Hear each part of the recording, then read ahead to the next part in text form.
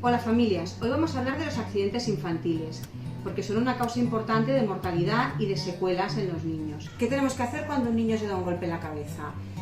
Lo primero, valorar un poco la situación, cómo está el niño, ¿no? El niño si ha perdido el conocimiento, no ha perdido el conocimiento, si ha empezado a llorar enseguida después de darse el golpe, ¿vale? El estado de conciencia del niño también es importante valorar, si está como siempre, si está contento o si por el contrario está irritable, está muy decaído. Es normal que los niños cuando se dan un golpe, pues al principio lloren, estén un poquito irritables, pero cuando se les pasa un poco el disgusto, pues tienen que estar bien, como siempre. Cuando son muy pequeñitos, intentar evitar dejarlos solos en el cambiador, porque los niños se caen en una décima de segundo, no dejarlos solos. Si tenemos que coger cualquier cosa, coger al niño y llevárnoslo con nosotros, porque las caídas son muy rápidas.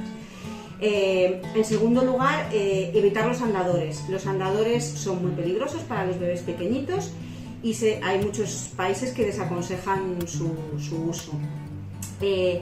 Después, otra medida importante es, sobre todo cuando hacen deporte, es ponerles el casco. Los cascos y otras medidas de protección son muy importantes, tanto con la bici, con los patinetes y tal. Y por último, sobre todo teniendo en cuenta los accidentes de tráfico, es importante poner a los niños en las sillitas homologadas y ponerlos el mayor tiempo posible a contramarcha.